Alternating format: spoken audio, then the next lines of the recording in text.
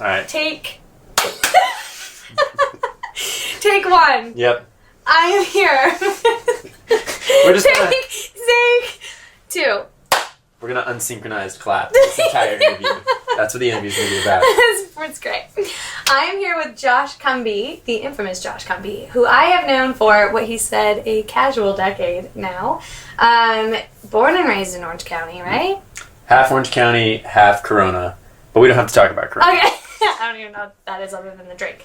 But yes, I've known him for like 10 years and met you back when you were in USC. Yeah. And you had a little studio that you had like sheets and all this stuff going. Oh yeah, I'm calling it out right now, bro. Yeah. And he just actually recently signed his first major record deal with Avex, and they are out of Japan. Mm-hmm. But it's like an international thing. Mm-hmm. We'll get into that later. But he will probably be recognized in your home very soon. He has a single coming out that is an absolute smash. And you did a video for that. We'll talk about that as well.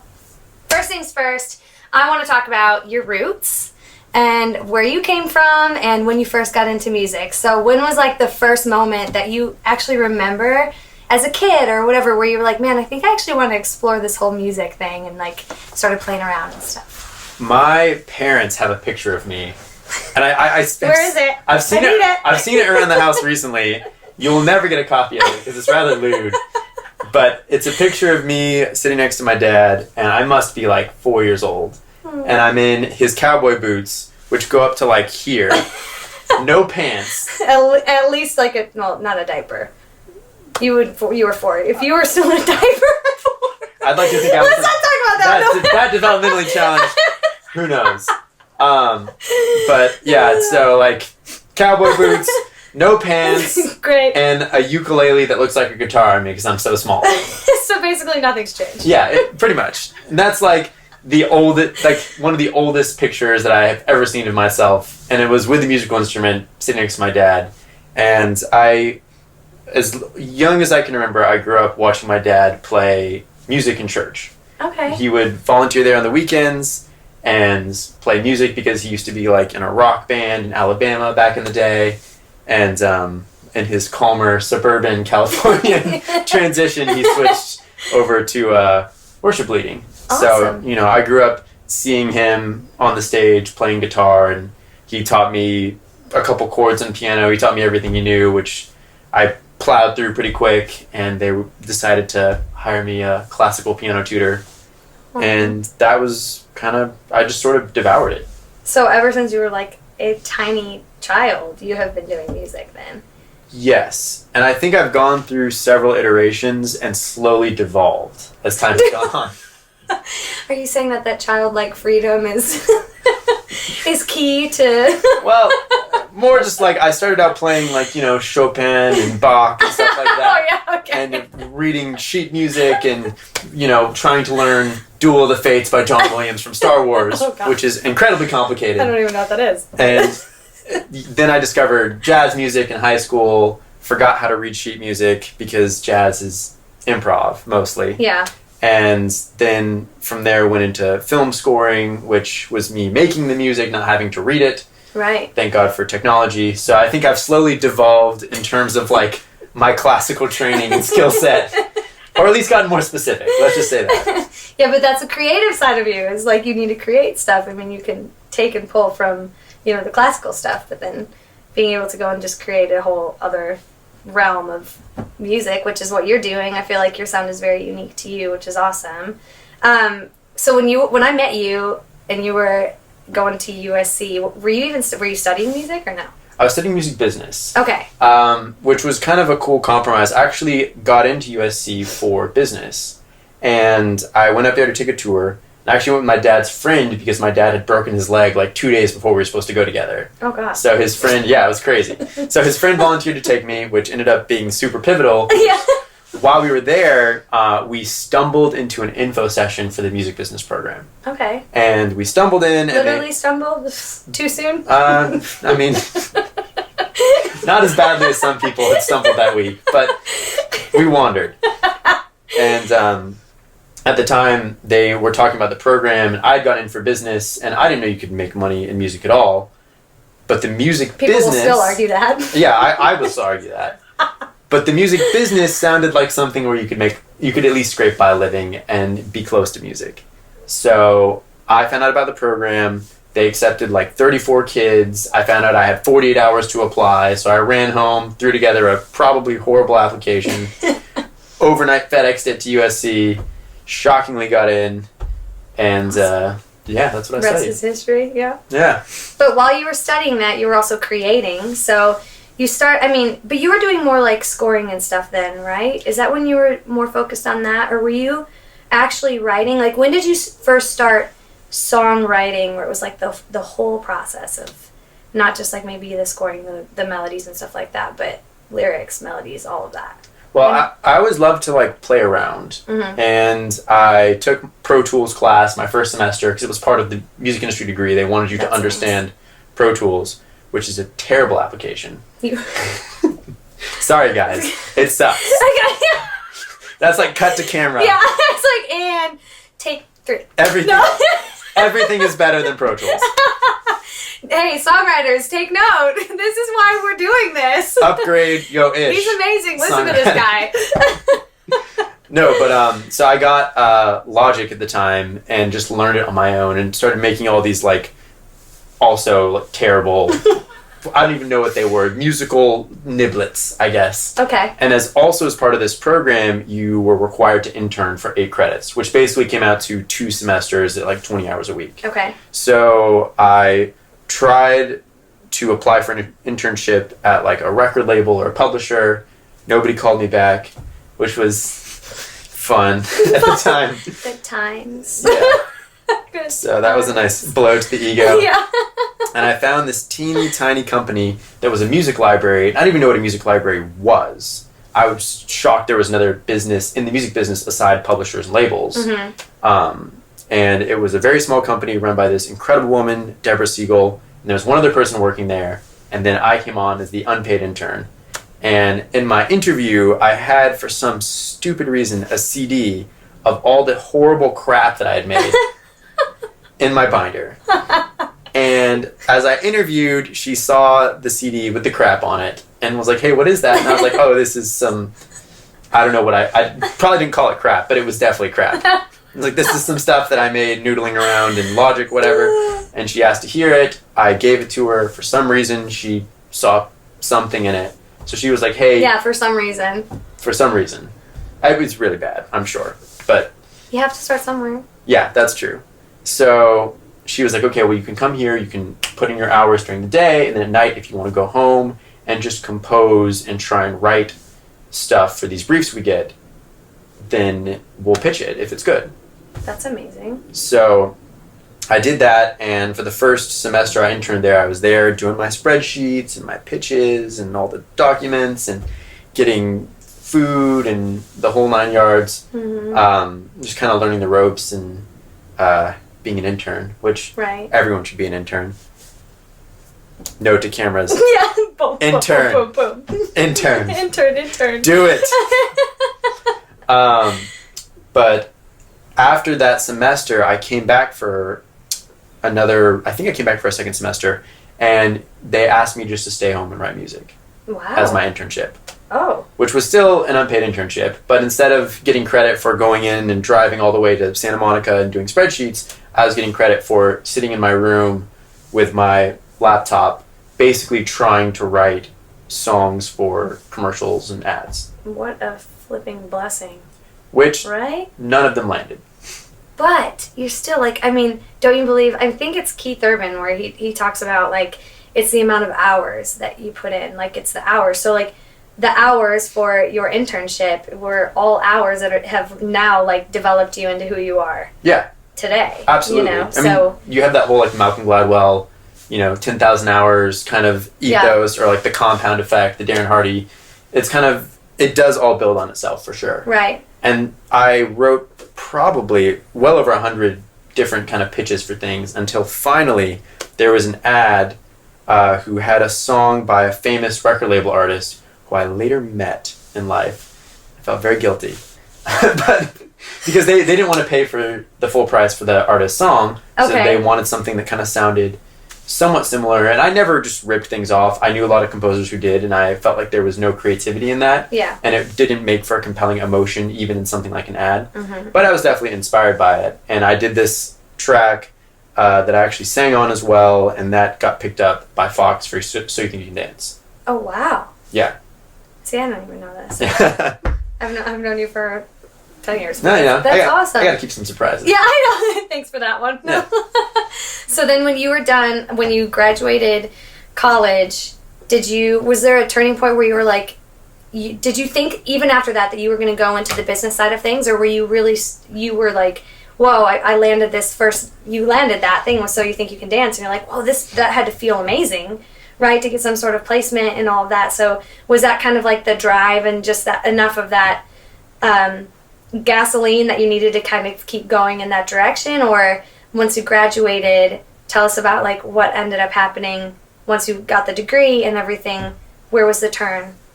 Yeah, so I got the degree, and that placement with Fox was a check for $225, which more was than what some people get off of. Okay. Yeah. We're fine. No. Not naming any Yeah, JSPs. We won't name anything. You too could get millions of streams. Yeah. Oh my gosh. But I mean, that was crazy money to me because I was working as a bar back on campus and staffing events for USC. Yeah. And so I got $225 for making music, and I was like, it's possible. Yeah. It can be done. Did you frame it? No. I should have. But I was a long way, a far cry from making a living. Yeah. So I graduated from college with no job prospects because it was not a really good economic era when I graduated. And I graduated a year early because I didn't want to pay for another year of USC. And because you're really smart. No, He's just... Okay. Now he's being humble. We're seeing all the sides of Josh Cumbee right now. So it was a bad economic time. I had, I think, $1,133 left in my bank account, and I was determined to stay in LA. And my parents were like, you can move back into your old bedroom down in rural Orange County and, try and figure things out. And I was stubborn and prideful, and I was like, I'm going to stay in LA. I'm going to get a job. So I made a budget for myself that I found recently where it was like, okay, I can spend $32 a day on everything, including like gas, car insurance, macaroni and cheese, and hot dogs. Yeah. Oh, man. So did you get a job shortly after that? I did. Yeah. With? So with another music library. Okay. That I'd interned for my senior year. And so they brought me on as a salesperson when I was down to my last like $700 or something like that. So I didn't have to leave LA, which was great. Victory. It was a serious victory for me. So then I moved into an apartment in downtown with 3 other guys until it was 4 other guys for a while because... In how many bedrooms? 2. Yeah. See, this is the reality. Like, these are the things that people don't talk about. Like, you hear of overnight success, and you see the success of these writers and these artists and all of these musicians and everything, and the reality is that the relatability is the struggle. And it's like, hey, like, yeah, I was, a grown man, like, or as grown as you can be out of college, and you were having to live in that way, but there are sacrifices that you have to make in order to be on the other side of it. And there's beauty in that. So, I mean, that apartment was the one that I would frequently come and hang out with you guys and write songs. And the rooftop and Yep. It's like, I had half of a bedroom that was like a bed and a desk, and that desk was like my life. And never got a noise complaint that came back to my apartment. We got a noise complaint, but they didn't prove that it was us. That's crazy. That is crazy because there's a lot of there was a lot of noise. a lot of stuff going on. I was in the leasing office one day, and we'd become friends with the people who staffed it, obviously, and they were like, hey, weird question, but somebody mentioned that there's insanely loud classical music, like epic orchestral music, coming from, one of the units. Do you know anything about that? And I was like, oh, man, I have no idea. That's so weird. Meanwhile, I'm in there like scoring student films, and like it's like Hans Zimmer poor man Hans Zimmer in there just going to town. That's hilarious. Yeah. So when was the because I know that like I'm kind of skipping ahead a little bit, but I know that you ended up working for Toby Gad for a while. Yes. And that was something that you just did. You just did a search online for that, right? Wasn't it like entertainment careers dot like something like that where he was looking for an executive assistant or something? Even better, Craigslist. Okay. Wow. So you got a job for Toby Gad, which a lot of people are going to know who that is. Mm-hmm. And it was through Craigslist. Mm-hmm. And I feel like that was like another huge shift for you too, right? Like, so you're living this life, you're creating music, you're trying to figure out like where am I going to land? Were you still kind of wondering if you were going to be in the business or if you were going to pursue the whole artistic side of things, or was the end goal always, okay, I want to be writing and I want to be an artist, or were you trying to figure out which one you were going to land in?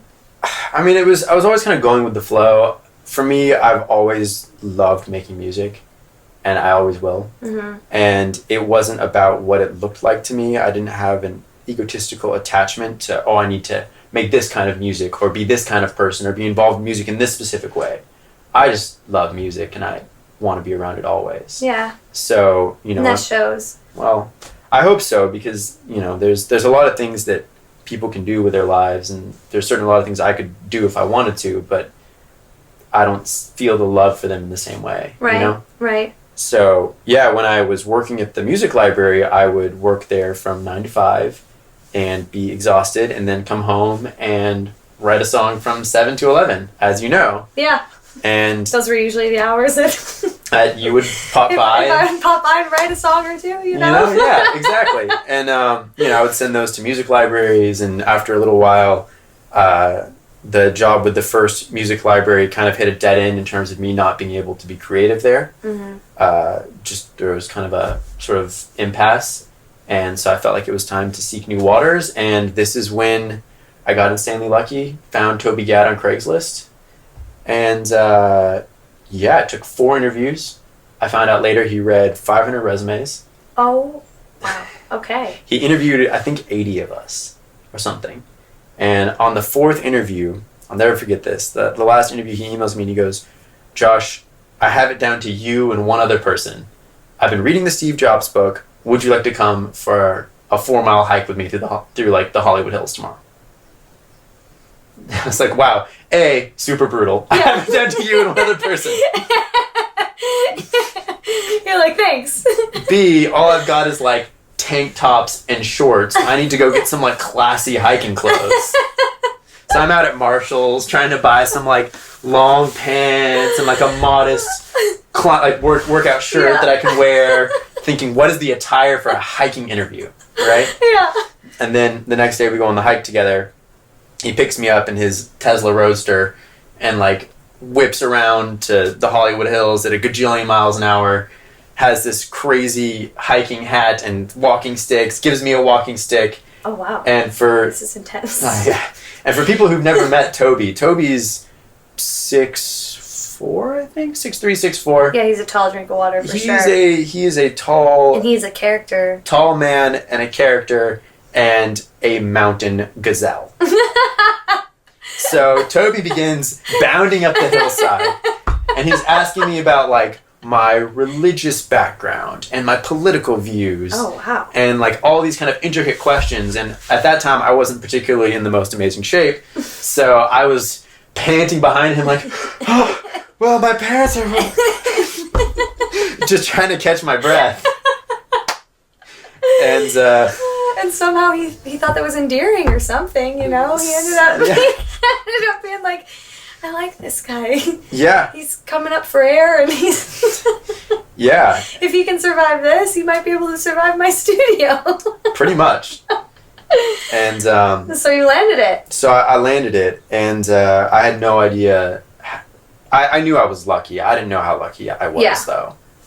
That began one of the most crazy 3 to 4, I guess 3.5 years of my life, assisting Toby, kind of learning from him, watching how he works, watching how he sets up a business, watching how publishers, labels, managers, lawyers all interact simultaneously or fail to interact simultaneously. Yeah. And the relationship between artists and songwriters and the nuance of vocal production and engineering and kind of all the places that things go right and all the places that things can go wrong. Mm-hmm. It was a PhD course for me in everything to do with making music. You know? He kind of like, I mean, obviously that opened a slew of doors that you didn't even see coming. Like, would you, as being, I mean, the assistant position would be everything from grabbing coffees to, like you said, learning all of these different intricacies, and I'm sure a ton of legal work that you would have to, like, paperwork and stuff that you'd have to tend to and everything. When did Toby, like, hear some of your stuff? Because that happened. It did, yeah. Toby was...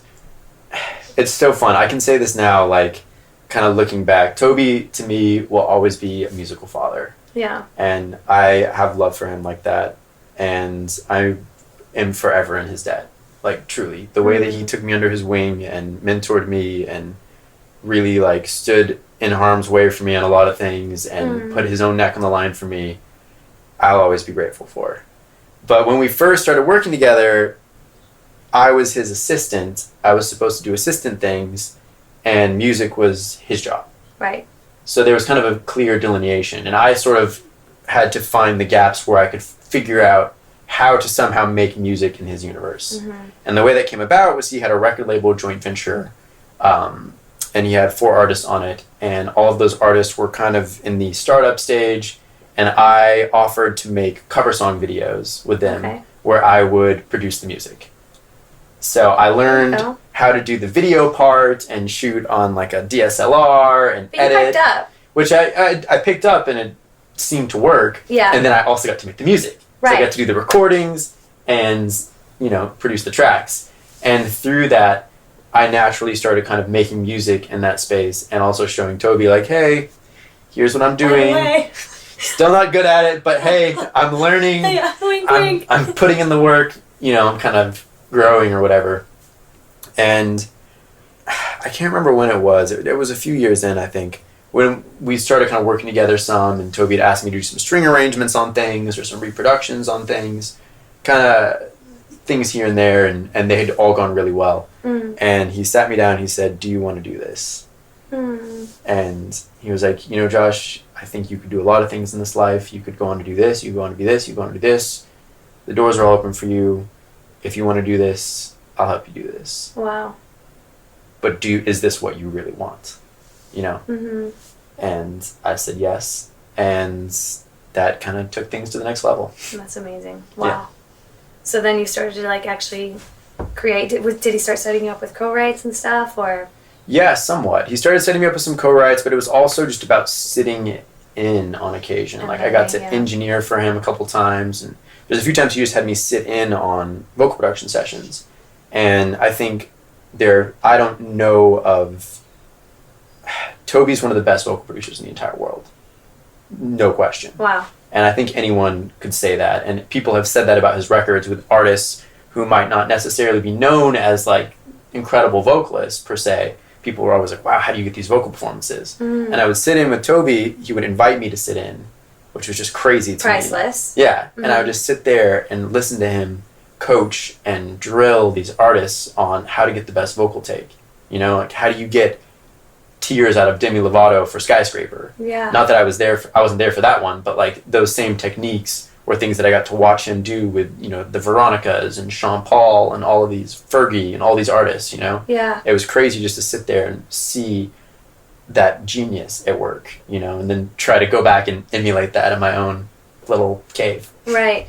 Would you say that he was way more focused on accessing like an emotional stance with the artist when he would do that? Yeah, definitely. Yeah. It was because when you're younger or when you're not as experienced with vocals, I think the instinct is to go after the quantifiable markers. Mm-hmm. So it's like, is it on pitch? Is it on time? Mm-hmm. Does it sound like it's in the right part of the voice? Is it more nasal? Is it more throaty? You go after the things that you can quantify because it makes you feel like you have a better understanding of if you're good at your job. Right. Those things don't matter. Right, because, I mean, I hate to say it, but all that stuff can more or less be corrected, and I mean, it is corrected all the time. All the time. You can fix throat length on auto-tune. You know, like if something's a little bit too nasal or melodyne, if something's too nasal or it's too throaty, I can adjust that. Right. Which is insane that that's possible. I know.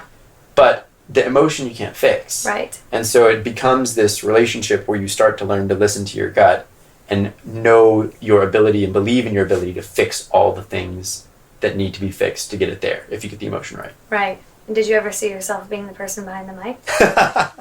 No. Because that happened. Yeah, that happened.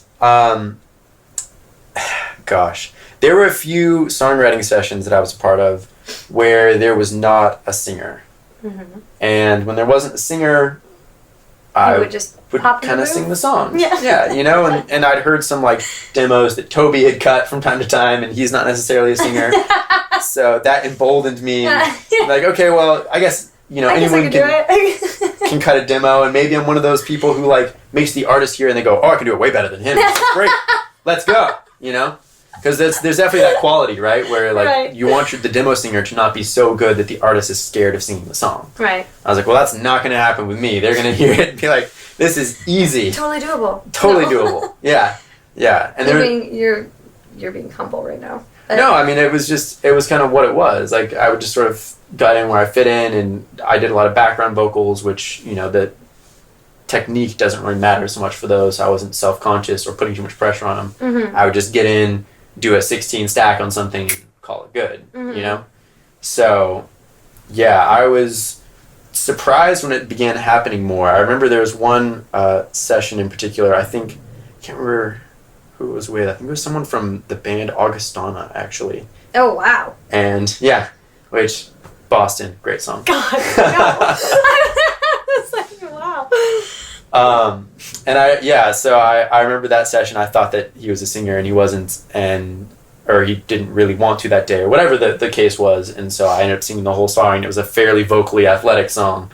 And for me, I'd sang other songs before that, but that was sort of a turning point a little bit too, where I was like, okay, well, I guess I can sing demos if I have to, and it'll be okay, you know? Yeah.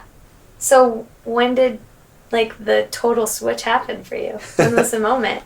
Was it with Armin van Buuren that was really the switching point for you? Yeah.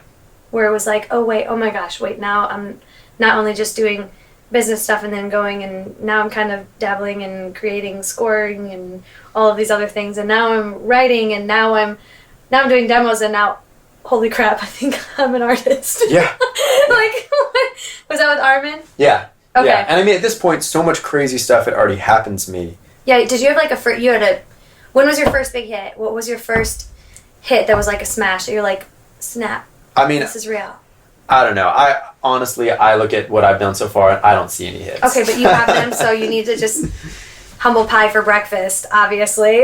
No, when was like, you were charted, The first thing that did something that kind of shocked me was when I ended up being a producer on 3 songs for Madonna.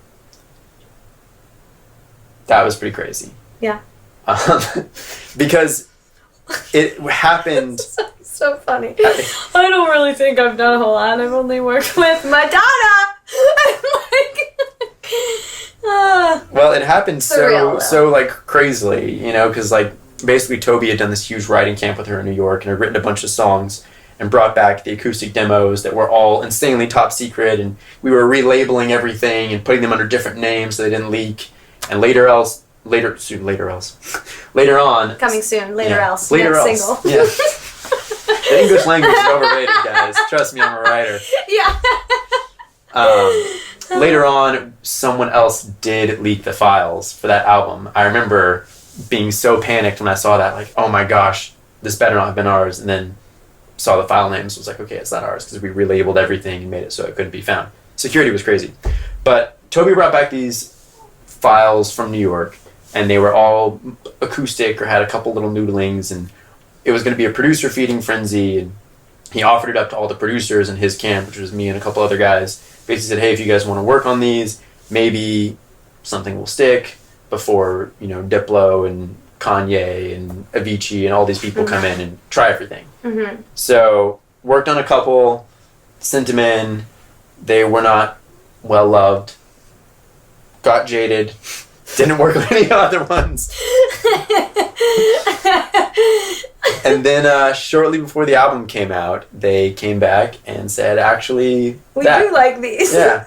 So the music industry. Yeah. Right? It's crazy. Highs it's really and crazy. Lows, peaks and valleys. But there's definitely something to be said for that effect of being in first.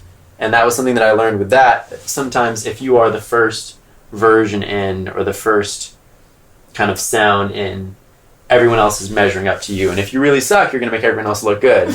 But if you get lucky and happen to do something halfway decent, it might just be the thing that people can't stop hearing when the later versions come in. Interesting. Could even be like a psychological thing. Who knows? But absolutely. Oh, completely. Just like, don't even question it. Just be the first one. Yeah. Just not. I mean, people remember beginnings and endings, you know? Yeah. Like have you read that book, Win, by Daniel Pinkerton, I think? I have His not. name? I'm probably butchering his name. But they're talking about kind of the science of timing and how people tend to obfuscate the middle of things, whether it's the middle of your day or the middle of a process or business, transaction, whatever. We tend to forget and kind of mull together everything in the middle, and it's just the beginning and the end that really sticks out. It's like Brene Brown when she talks about Rising Strong, is where she talks about Act 2. Yep. You know, it's like that middle where you're like, probably because most of us don't want to remember the middle process. It's the most painstaking process of all. Yeah. You know, the beginning is exciting. You're figuring out what it is like that you're wanting to go after, and then it's figuring out all of that stuff, or like the healing or whatever it may be, and then on the other side, the bookend, right? Yep. Like where you've then reached the climax of it, and everything is just come to fruition. So 100%. I mean, they all kind of tie together, but so that was okay. So that's absolutely massive. We'll skip ahead because you've had like a bunch of stuff from there, and then Armin Van Buren comes into play. Yep. So we had it was supposed to be a meeting with Toby, turn into like an impromptu kind of session, and that was Sunny Days. Sunny Days. And I sang the demo because Armin's not really much of a singer. He's a god of other things, so he left the singing to me. You wrote a lot of that from personal experience. Personal experience, because I was not too far on the heels of like a pretty traumatic, large relational meltdown in my life, which I used as fuel for... Actually, I didn't use it as fuel. I guess I used my writing as therapy to process it. So it wasn't like I was drawing off of that as like a source of energy. It's that I was using the writing to off-gas the emotion of that meltdown. Do you feel like you write the best when you're in that place? I hope not.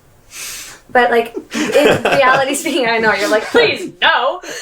But do you feel, I mean, you think about music, and a lot of the songs that we're just so taken by are the ones that are, I mean, emotionally heavy, you know? And it's like, music is therapy. That is the reality of it. Yeah. I mean, it's a form of therapy. Yeah. For a reason, you know? Or do you feel like you write more in that place?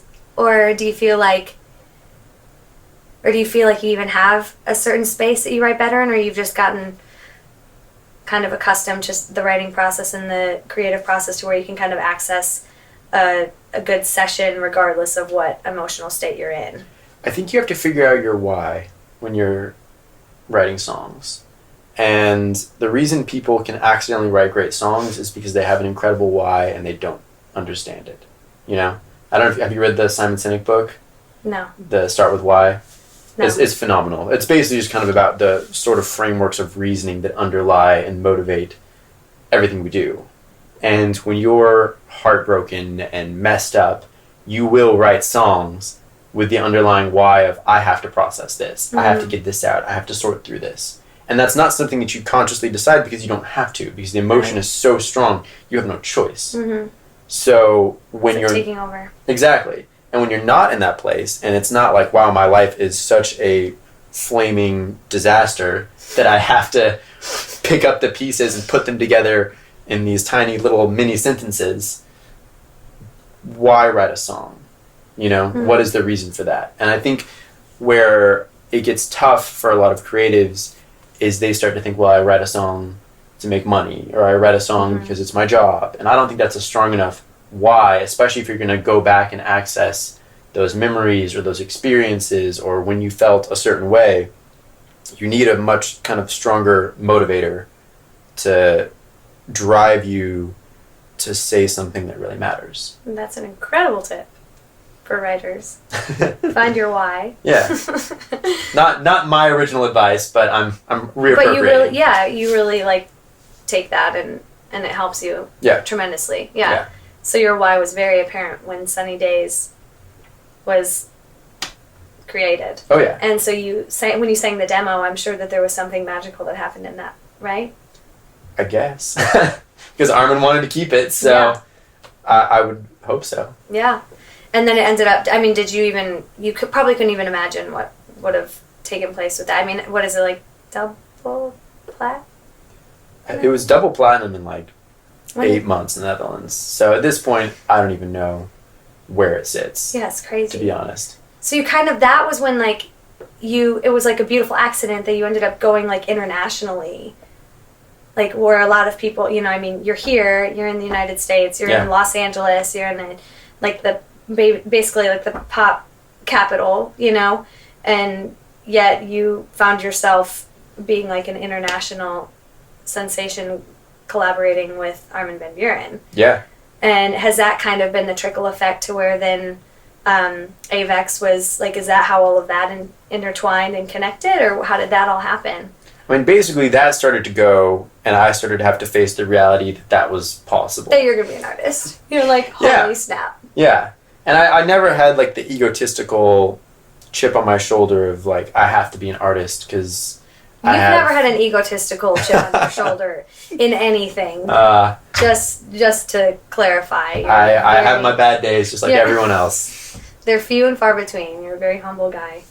But so that was when you were like, oh wow, this is going to happen even if I like don't even, well, you probably wanted it to, but I mean, half and half. What I was excited about with the artist project was a chance to make music exactly the way I imagined it.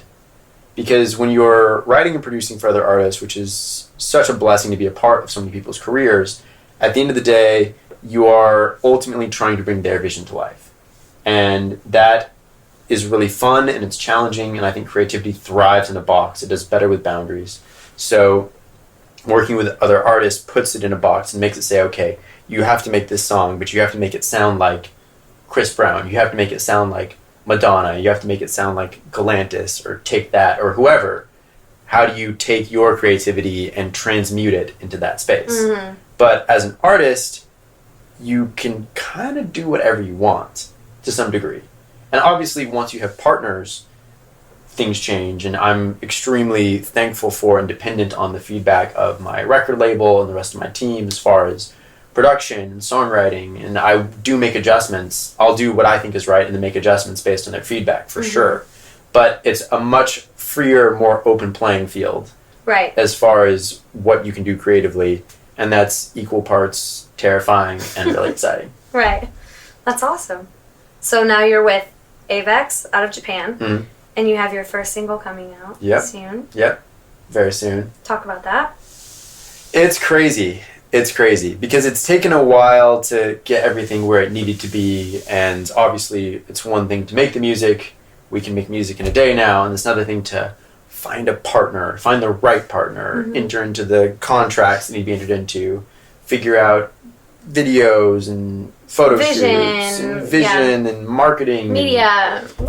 And once again, you have a team, like I recently learned from an incredible writer-producer I work with, Fernando Garibay, who lectures at Harvard in his free time. Oh, casual. He's a savant. Yeah. He was telling me about this study that shows that creative products are 10% the value of the product, the goodness of the creative product, if you will, and 90% the network that is activated to bring it to market. Wow. So, we think about the music as being so important, but really the music is probably 10% of the picture. And so I had my 10%, but then going from the 10% and bringing the 90% in and activating the whole team and making sure that everyone's vision is met and that they have the tools they need to take this to market and make it something that we all can share in the success of. It takes a lot of time. Wow. So how long have you been working on getting this all together? So it's been a little over a year, I would say. And you just got back from Japan. I just got back from Japan. Yep. You shot your first music video. Yep. I'm currently jet When I lagged. say first single and first all day, I'm talking about like your solo project. Because Exactly. clearly you've worked with Armin and like all this stuff, but that's just to clarify. This is like Josh Cumbee as an artist, as a solo artist breaking out. Yep. And you did your first music video, just got back like 2 days ago, 3 days ago. Yep. And was that just surreal and crazy? And you're like, what is happening? What is my life? Yeah. I'm on mountaintops in Japan and it's freezing and I'm in t-shirts. I mean, there was a thin jacket over the top, you know. But yeah, no, that was a surreal experience for me, you know, because I mean, once again, as a songwriter, as a producer, your job is to serve the artist and serve the song. Mm-hmm. And you go in with that posture every day and you think, how can I be a supportive part of the team that helps this artist go where they need to go and helps the song go where they need to go. I love that. As the artist, you still serve the song and you still serve the team, but there's an element of the team all serving each other and your role kind of changes and you sort of get to this place where there's a lot of people looking after you and taking care of you and helping you with style and wardrobe and making sure your hair doesn't look super stupid and like you've got photographers and videographers and you know even for our shoots which weren't like a crazy team, you know, there's still easily 10 to 15 people wherever we go and they're all dependent on the work that I do to do their work. Right. So they're all kind of looking after me in that process, which is extremely humbling to have people kind of looking after you and having all of this sort of come from the genesis and the spark of a song that you wrote. Right. You know? And you also, you're the producer, or at least one of the producers on it. Yes. You and who else?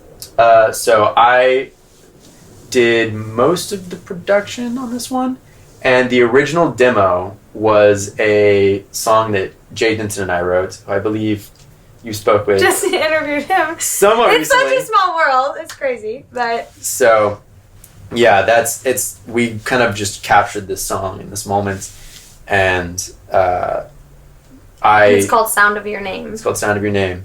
And it's crazy because I always record and produce my own vocal. And this is like one of the very few times where someone else has done it. And Jay did a phenomenal job and did like guitars and mandolins and all these things. So when it came time to do the kind of production part, and the song's been through so many different production versions. I think we're on version 20. Oh my god. Now. How do you land it at that point? Like, how do you decide? You have a big team. And it's just whatever one is the most voted at that point. It's kind of like... I mean, it's iterative, you know, so you kind of go, okay, this is good, but can we change this? This is good, can we change this? And you get to the point where everybody goes, okay, there's nothing left to change, you know? Wow. So, and but it's there. It's and there. It's going to be released February 14th. As of now. As of now, tentatively. You never know. Things slide around a little bit, so yeah, we're aiming for yeah, Valentine's Day, and it's a heartbreak song. It is a heartbreak song. You're welcome, Valentine's Day. Hey, most people... Honestly, that's probably going to reach more people. Yeah, most people are sad on Valentine's Day, you know? I know, you're just tugging on those heartstrings, right? To be fair, I've had a lot of sad Valentine's Days in my life, so Yeah. I know that vibe. But not anymore, right? Not anymore. Talk about a few highlights that you've had.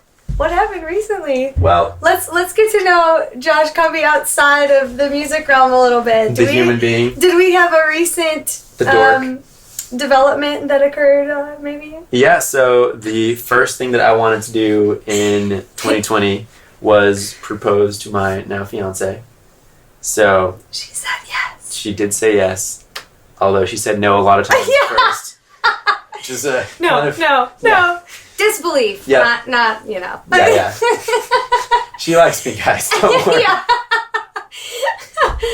So first thing in the new year. Yeah. So Engagement. 12/01 on 2020. First thing, new decade. Congratulations. Started all right. Thank you. Yeah. So I'm very happy about that. That's amazing. Some every once in a while, some things in life are just undeniable, and she has proven herself to be undeniable year after year. So, man, Would you consider her a muse? You're supposed to say yes. Amuse or amusing? Oh, I know. I can answer that. She's amusing for sure. I also know her, and she's adorable. She's alright. She is adorable. Yeah. Have you written quite a bit about her? Oh yeah, a lot. Yeah, that's awesome. A lot about her, and then a lot about my ineptitudes in our relationship.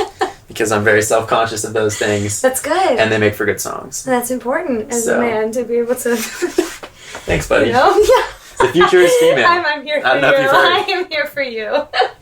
So recently engaged. Yep. And you don't have a date yet or anything, but you're gonna stay in LA, you think? I think so, yeah. I've been really lucky in that my work has been incredibly international. Mm-hmm. So I think last year I flew like 75,000 miles or something like that. And this year I'll probably do the same. So there's always work in Europe and in Asia and then, other kind of random places. So LA's a good international hub. It's a good international hub, and it's where most of the business is. So favorite place you visited so far? So tough. My favorite 2 countries, I have to do 3. My favorite 3 countries in the world are Japan, Sweden, oh my gosh, I'm still jet lagged. Sorry. Is it loud? With me, I don't know the difference. My whole geographical, I'm like, yeah. Europe. My favorite 3 countries in the world are Japan, the Netherlands, and Italy. Okay. For not in that order. Completely different reasons. I have to tie them all because they're all so fantastic. Going to Japan is like going to the future, where the streets are quiet and there is no gum on the floor or trash anywhere. It's the little things, guys. It's incredible. The trains go 300 miles an hour. It's insane. Futuristic. People are so polite and honor each other and so many things that they do. It's just such a fun place to be, and it really feels like an ideal form of human society in a way. Yeah. At least I always think that every time I go there. I know everywhere's got its respective issues, but every time I'm in Japan, I'm just like, man, this is so incredible. Awesome. So I love that for that. I love the music culture in the Netherlands. It's, one of the main hubs and homes for dance music, and it's a territory that's been really fun for me to work in. And it's just a beautiful, Amsterdam's just an amazing city with beautiful canals and crazy, population and nightlife, and everybody's just so kind and insanely straightforward. I don't know if you've had this experience with Dutch people, but they're world-renowned for their bluntness. Oh, I'd fit right in, I feel like. You'd be surprised. You'd be surprised. It make me look subtle? It makes for some interesting interactions because, you do a writing session with a US writer and there's a lot of beating around the bush when it comes time to talk about something that's not working. Where it's like, okay, that was really good, but what if it was a little bit not that? No! What if it's not that, though? And then when you write with a Dutch writer, sometimes you're like, hey, how about this? Do you like this? And like, no. Okay. And you have this moment of like... Do you like me? Wait, don't answer that. Oh my God. They must hate it. Yeah. But once you overcome that cultural difference, you realize that it's a much more efficient way to have conversations and... Beat through the BS, and the quality of you as a person and your skills and your abilities aren't necessarily linked to every little suggestion that you make in a writing session. Yeah. And that's super freeing when you figure that out. So try and carry that with you a little bit more here. Maybe just... Exactly. Not quite as... But maybe... Be a little more Dutch. Be a little more Dutch. So you take out of that. So yeah, that's the Netherlands. And then Italy is... The food is just... out of this world. The wine is out of this world. And the people are out of this world. In the sense that you get this feeling that most of the society there is really enjoying life. And everybody's got their hardships, and I know, economically things can be really tough, but you go out in the city in, whatever, Florence or somewhere like that at 10 p.m. on a Wednesday night. Everybody's sitting out in these little cafes on the streets having these 3-hour dinners and talking and laughing, and you've got this sense that people there don't live to work. they work to live. Right. And that life and that enjoyment of those minutes comes first. That's awesome. That's beautiful. That's really hard for us to swallow as Americans. But we can do it. We just need to make the decision. You can carry that stuff back with you, Yeah. It's a choice. Yeah, 100%. 100%. So what's a guilty pleasure that you have? A guilty pleasure that I have. Oh, man. See, I told you would get me with one question where I'm like, crap. What is it? Gamer. Drones. No, not really. I mean, I will say... A weird food that you like too much that is you may not put in your body frequently. No, I think in a weird way, my guilty pleasure is being an early adopter. Or I guess if you look at the adoption curve, they call them innovators, where they're kind of the first people to try something. Okay. I am 1,000% the first person to try something. Every single time. Something new comes out, some kind of new technology or new way of doing something, I'm going it. Yeah. And it's probably not that intelligent from a time usage standpoint because I hit all of those first barriers of things that have not yet been sorted through because it's not ready for mass adoption yet. So, I switched from Macs to PCs a year ago because I wanted to have touchscreens when I made music. And it has created a litany of technical problems. But darn it, that touchscreen is fun. So you'd be great test case, where they can send you new stuff. Hey guys, pay attention. Yeah, my life is being a beta tester. Yeah, it sounds like it. You could get paid for that, Oh, I should. Yeah, it sounds like you should. The guilty pleasure in it is that I see, a new cell phone comes out that's oh my gosh, there's a fingerprint reader inside the screen and the camera pops up from the top. That's brilliant, or the new folding Samsung phone. I'm like, oh my gosh, that's so cool. Thankfully, it's $2,000, so I'm not going to get it. But the idea that I could have a folding LCD is just so invigorating to me. Mind-blowing. For no good reason. That's not going to improve my life at all. You are totally showing the nerd in you right now. 1,000%. You are. I am such a geek, dude. You really are in a lot of ways. But that helps with your music and you like all the tech stuff. It's of course. Important. I mean, you gotta, I think if you're a producer, you have to be nerdy. I think as a songwriter, you can get away with being kind of a normal, societally well-adjusted person. Yeah. But as a producer, if you go in deep and if you keep learning, you inevitably become a super nerd. It's just impossible. Do you have a cape for that? I do not have a cape for that. Yet. However, I do talk to myself way too much when I'm producing. Okay, This is a common theme because other writers that I talk to, they all talk about how they talk to themselves. Yep, absolutely. I guess maybe that's key. That's a big piece of being a successful songwriter is talking to yourself. Well, the thing is, when you're making music, you're making a product. And products have to speak to people on a utility level, but they also have to speak to people on a subliminal level. Right. And the subliminal level is where we as producers get really lost. And I think it's generally for the better up to a certain point of diminishing marginal returns. But there are certain things where it's I'm going to spend an hour sculpting this snare drum. And it's going to bounce and sit right around the kick just like this. And I can use this mid-side EQ on this reverb and change the pre-delay time so that it's in tempo with the song.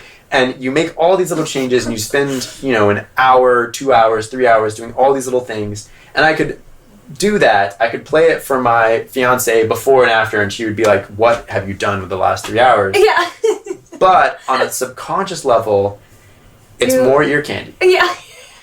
And you don't... If you're talking to yourself and you're also doing this, when you, these things that's the thing. That would be to be a fly on the wall, Well, but the thing is, I think it does really help with the marketability of the song. In the same way that, if you look at a MacBook, the amount of nuanced design that goes into the shell of a MacBook and how the keys feel and how the speaker grades feel when you rub your fingers on that, all these little things, no one's consciously thinking, oh gosh, I gotta buy this laptop. Feel how this speaker feels. Right. But on a subconscious level, it does affect you. And I think the same way the micro nuances in the sonics really affect how people interact with the product if they want to buy the product. So those subtleties, no one consciously notices, but they make a huge difference. And so circling back to why I have these ridiculous dialogues with myself, it's because no one's going to listen to my song and go, oh my gosh, the side chain on your bass, the way that it bounces just right, like you must have adjusted the knee for like an hour to get that level of like response on the thrush, like all this stuff. Nobody's going to do that, but it's going to affect them.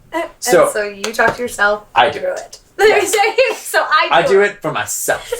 So I'm sitting there going like, oh man, the way you tucked that lead vocal into those BVs with that mid-side EQ, woo, you did so good. Nerd alert. Nerd alert. Nerd alert. Deeply. Yeah. So nerdy. So that's definitely a sidebar about who you are. You are a total nerd. Oh yeah. And are you experimenting with any strange diets right now, Josh Cumbee? Yes, always, because I really like health. Yes, and you're really into that. That's kind of I guess it was a hobby for me, and then the artist thing happened, and now it's kind of like what I'm supposed to do. Yep. Which is convenient because I already do it. Yeah. But I guess now I have to. It's a weird, I have a weird relationship with that. Notwithstanding, I'm always trying things on the diet front, and... So what are you doing right now? So what I'm doing right now, I think I used to just kind of eat anything and everything in massive quantities, and I still enjoy massive quantities of food, but I really feel like there is actually something to be said for eating substantially less meat. Mm-hmm. If nothing else, just for a climate change, environmental reason, like the CO2 footprint is just insane. Mm-hmm. And I had a Beyond Burger recently, and it was really good. And they are beyond amazing? They are insanely good. So I've basically reduced my meat consumption to only when I eat out. Okay. And when I eat at home, I do vegetarian or vegan. Wow. And I have honestly felt, and obviously this could always be placebo, but I have felt noticeably kind of lighter and more alert and less heavy, sort of shifting my diet towards a less meat-centric diet, which has been fun and I think is well supported by science too, because if you look at like the French or someone like that, like there's a lot of meals where the French don't have meat with a meal, or they'll have like a little, like piece of deli meat or something. They're not as meat heavy. Americans are a super meat heavy culture where we sit down and have bacon and sausage for breakfast, and we have a chicken panini for lunch, and then we have a steak something for dinner. Right. It's a crazy amount of meat. And I don't think it's supported from like a caveman biology perspective, and I don't think it's good for us to be ODing so heavily. Right. So I've shifted away from that. I felt pretty awesome. Also, it's much more affordable, which is kind of cool. Yeah? Yeah, you save a lot of money buying plants, and you don't have the same food safety risks, which is really cool. Interesting. Okay. So you've been doing that for how long? A couple months now. All right. And you're feeling good? You know me, I'm like, fitness is my other thing. So how has it affected your workouts? Because you work out, follow Josh on social media, and you'll see his random workouts and stuff pop up every now and again. Yep. You're pretty religious with your workouts, 5 days a week at least? Yeah, at least. At least 5-6 days? Yeah.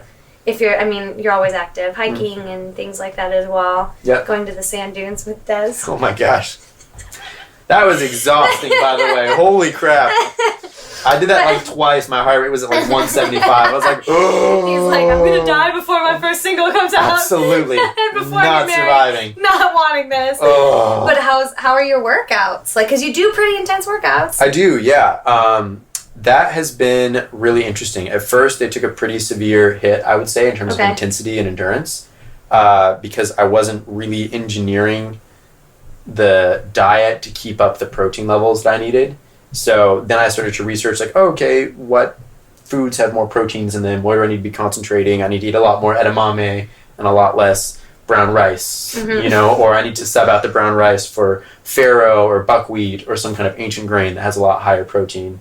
And so as I've sort of shifted the diet towards vegetables that are really high in protein, so I'm getting 40 to 50 grams per meal again. Oh, wow. Okay. Which is easy to do if you kind of do the research. Okay. Then it's gone amazing. I've gained so much lean muscle. It's been fantastic. That's awesome. Yeah. Yeah, and you actually post about that and stuff too sometimes. So yeah. It's cool. If you guys are interested, he does actually give info on this stuff. So I do. Not just music. He's not just a musician. No. You are so much more. Oh, so much more. But with that being said, if you had one last meal, what would it be and why? You know what's funny is I literally... What was it that I said? Oh, yeah. Okay. This is not am I vegetarian, vegan. Hey, that's the whole thing, though. Because look, if it's gonna kill you faster, if it's your last meal, you're dying anyways. Go to town. Have you been to Bestia in downtown LA? No. Bestia in downtown LA is like, in my opinion, the best restaurant in LA. It's an Italian place. It's probably overhyped for reservations and stuff. It's always hard to like get in there and eat. But it's just the most insane Italian food. And they have this bone marrow pasta that I don't know what goes into it. I don't even like bone marrow as a thing. I find it kind of vulgar and gross. But somehow this thing is just heaven in a bowl. Like, it's just the most delicious flavors you've ever had in your entire life. I feel like I'm going to drown in my own saliva as I talk about it right now. So that. It would be that. Yes. I would totally eat that. I'd go and check that out.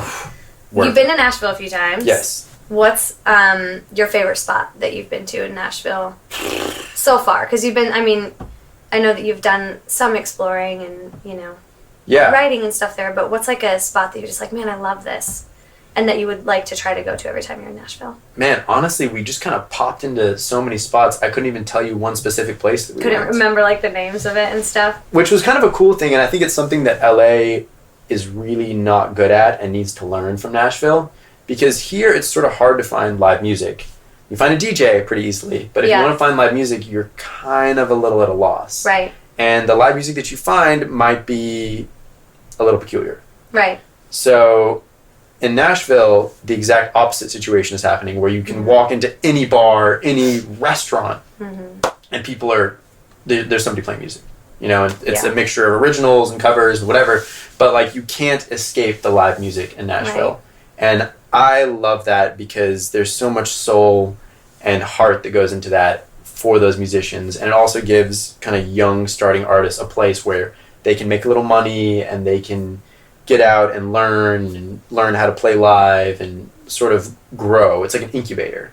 Yeah. So I think LA is really missing that, and I think that's why it's rare these days to see artists starting up in LA more on the acoustic musician live performance side. You see like rappers coming up from LA or DJs, but not so much, those cats. And I think that's because we don't have a culture that incubates them and allows them to grow and learn as easily here. So I love that about Nashville. That's something that at American Songwriter, we're really trying to bring culture. We really want to bring culture and community into all of these, major hubs and cities and stuff. So, that just honestly confirms our thoughts on kind of going after that anyways. And I do think, it can be created. It just takes intentionality and people that are coming together. It takes community. It takes writers and supporting each other. And I think, Nashville definitely has a beautiful essence as far as just the live music and the collaborating and all that stuff. So I ask everybody this: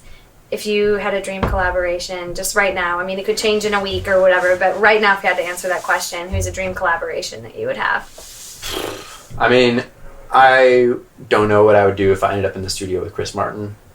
I would probably spontaneously combust. He's also like the nicest guy. I know. I randomly met him and he's just like so unassuming and just so, I think, Yeah, based on what I've heard from everyone else, he has no idea he's Chris Martin. Yeah. Which would only make our situation worse, because I don't get starstruck easily. I work with, a lot of people, and it's like, hey, nice to meet you. I really admire your work. I think you're brilliant. Let's make a song. But I feel like if I walked into the room and especially if I wasn't expecting it, like I walked in like, hey, here's your session, and there's Chris Martin, I would just be like, oh. I would just sit there and just like pass out, gasp for air, and he'd be like looking around trying to figure out what I was looking at that made me so aghast. Right. But there's like videos of me playing clocks as like a wee lad, just on my parents' piano. Like, I've been listening to Coldplay and found that music so inspiring for so many years. That's awesome. Yeah. Coldplay and OneRepublic were like the things that I was listening to in high school, where I was thinking, okay, wow, I should find a way to make music because this is awesome. And it's gonna happen. It's gonna happen. Just put it out there. It's gonna happen. Last question. I love to ask people this. When it's like the end of your days, what is it that you want to be remembered for? That's a great question. That, for me, comes back to why I make music, which is because music... There's a few components to music that I love. One, it lives, and it lives forever. So long after I'm dead, my music will be alive. Mm-hmm. And from a standpoint of, creating a legacy and also providing financially for the world and giving to charities and stuff, it's really cool because those copyrights live on as well. And there's that whole side. And from a charity perspective, there's a lot that I want to do in the world and a lot that I think can be done in the world. But from a music perspective, what I love the most about my job and about what I get to do every day is I think music helps us understand ourselves. Mm-hmm. And I think the reason a lot of people are so unhappy and angry and depressed is because they don't understand why they feel a certain way, or the impulse that makes them feel a certain way. Mm-hmm. And my grandmother's a psychologist, and she once told me that she thought good songs help people understand themselves. Aww. And put a handle on those feelings and those emotions, Mm-hmm. And I think we've all had that happen where you've been in a place in your life and been dealing with some stuff, and you hear that one song that hits just right, Like I always come back to Break Even by The Script. It's one of my favorite songs of all time. It's so good.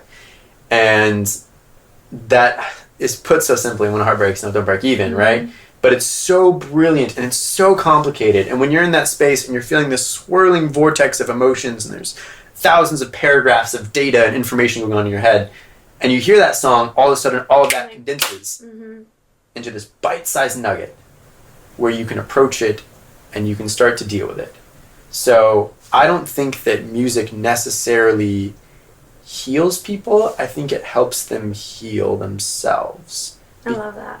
Because it puts those handles on it and it helps people understand, Mm-hmm. And you've got the happy songs. The happy songs are an occasion to come together. They're an occasion to celebrate. They're an occasion to have a common experience. And we've all had that experience when you're at a concert or a festival and that song is on and you're singing the song and you turn to the right and there's a stranger singing the song and you make eye contact and you start singing the song together. It's unifying. This literally happened to me. This is like a ridiculous, annoying LA story, but...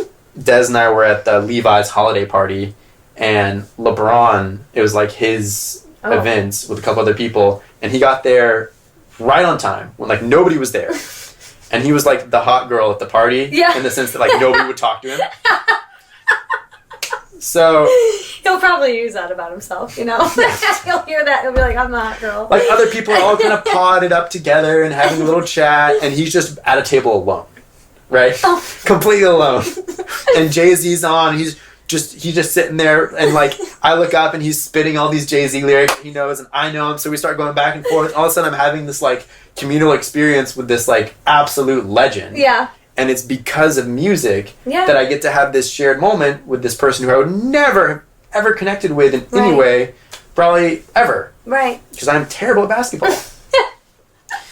But all that to say, the happy songs bring people together, but the sad songs or the complex songs are the songs that help people heal themselves. And I think there's a lot of really hurt people and broken people in this world that could all use an extra tool in their toolbox for that. I love that. So those are the songs that I love writing. And that's what you're going to be remembered for. I hope so. That's amazing. And as an awesome friend. So... I'm grateful to know you, and I'm excited to see what happens. Oh, thanks, dude. With everything. The feeling is very mutual. And follow Josh Cumbee on all socials, and be looking out for his new music. It's going to be coming out February-ish. Mm-hmm. Sound of Your Name. Mm-hmm. And you'll be seeing a lot more of this guy. Stay tuned. Thanks for sitting with us. Thank you. You're the best. You're the best.